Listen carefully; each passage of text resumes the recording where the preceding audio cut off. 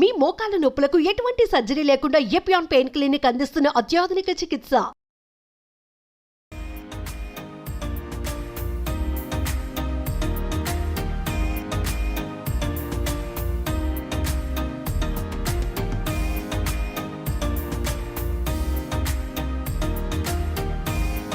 So ఫైనల్గా మనం బాబు మోహన్ గారి ఇంటి దగ్గరికి వచ్చేసాము.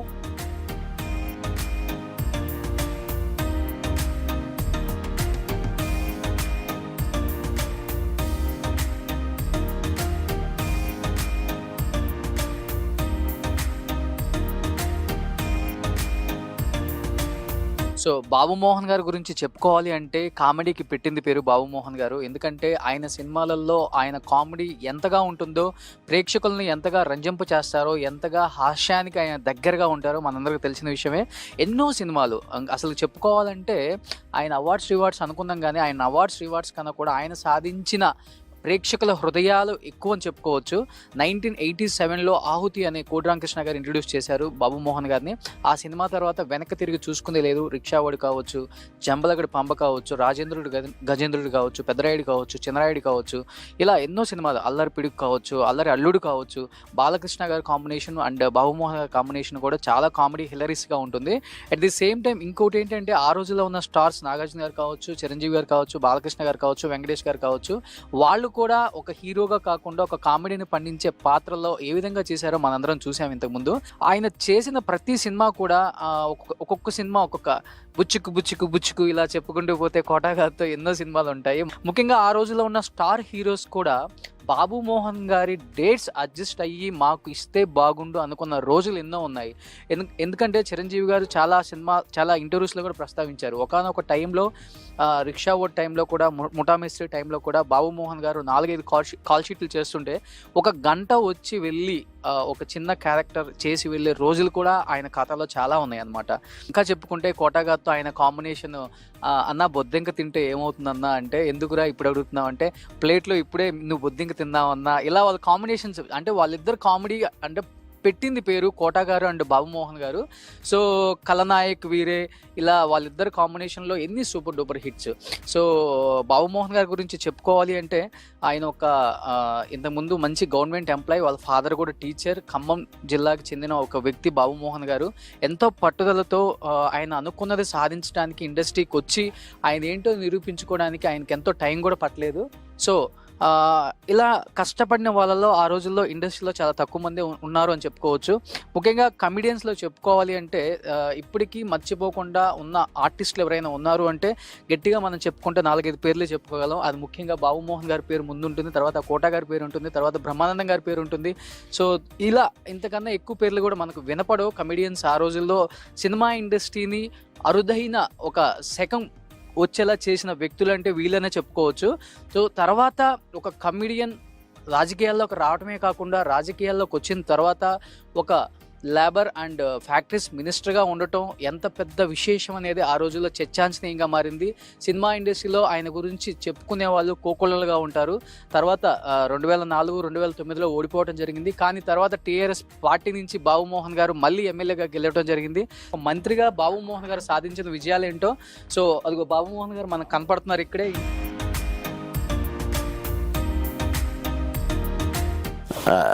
అరే ఎక్కడికి రా, come. Oh, where you are going? Come. Mama. Where you are going? What is this? Doll? Hola. Wow. This nose, huh?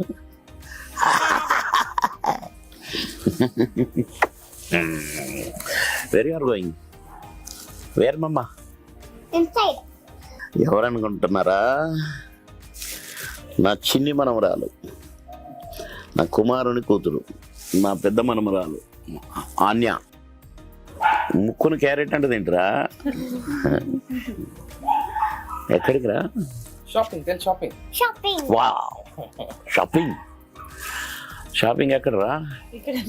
పేరు ఎప్పుడు తొందరగా వస్తారా? అబ్బా మనీ. బాయ్ అమ్మా. రండి లోపలికి వెళ్దాం.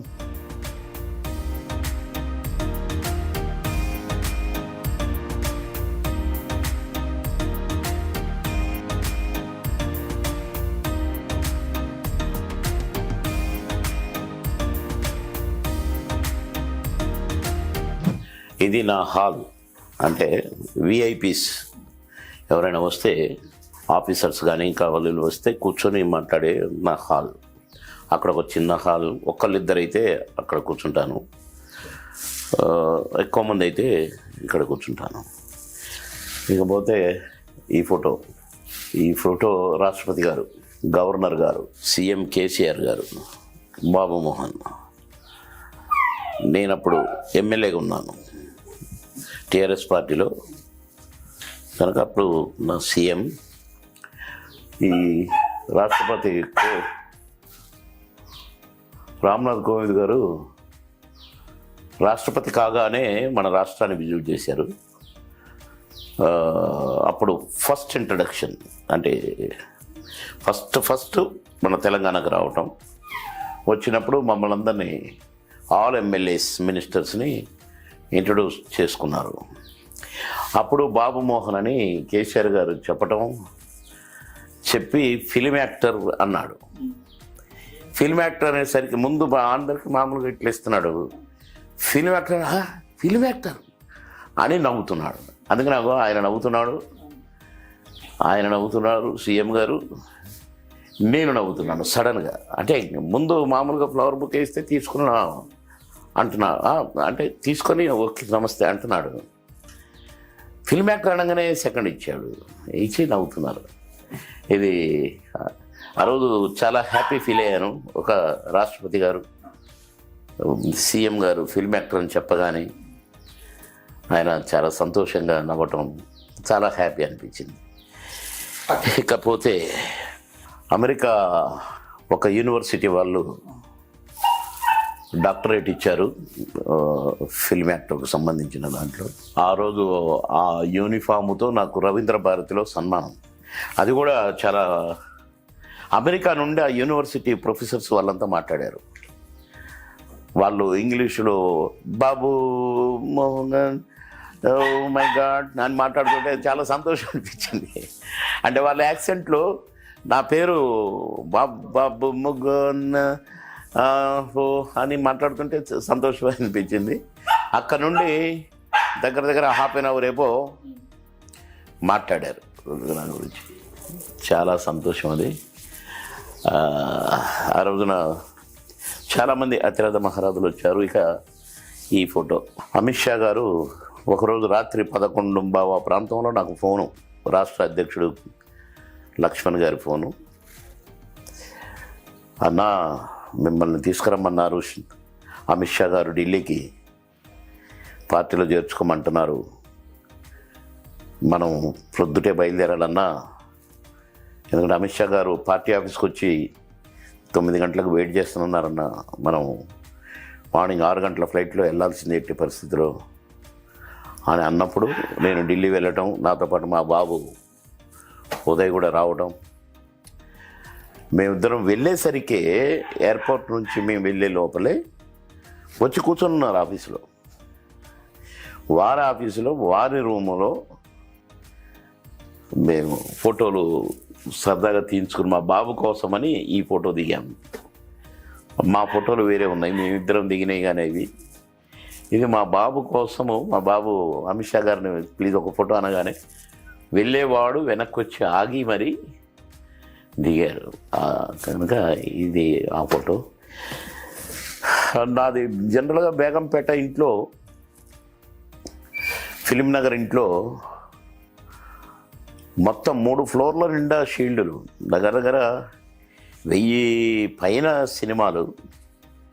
1000 పైన సినిమాలలో ఒక 500-600 100 డేస్ ఆడినే ఉన్నాయి. అవే కాకుండా నాకు అవార్డు రాని సంస్థ లేదు.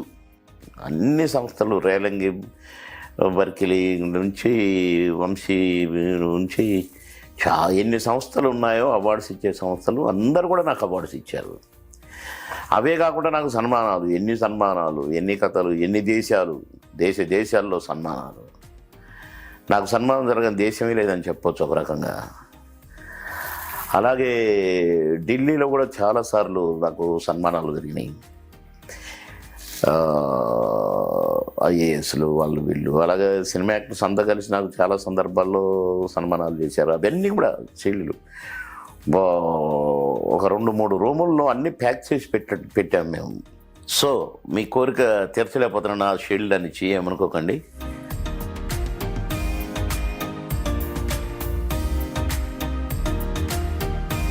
మా డైనింగ్ హాల్ ఇక్కడ ఎవరైనా ఫ్యామిలీ మెంబర్స్ వస్తే డైనింగ్ చేసే ముందు కానీ భోజనం చేసిన తర్వాత ఏదైనా డైనింగ్ టేబుల్ పని అయిపోయినాక ఇక్కడ కూర్చొని కొంచెం మాట్లాడుకోవటం అది జరుగుద్ది. ఇకపోతే మా పెద్దబాబు పవన్ కుమార్ ఇంజనీరింగ్ చదివాడు. కరెక్ట్గా ఎగ్జామ్స్ రాసి వచ్చాడు. రోడ్ యాక్సిడెంట్, దేవుని దగ్గరికి వెళ్ళిపోయాడు. నాకు ఇష్టమైన బాబు.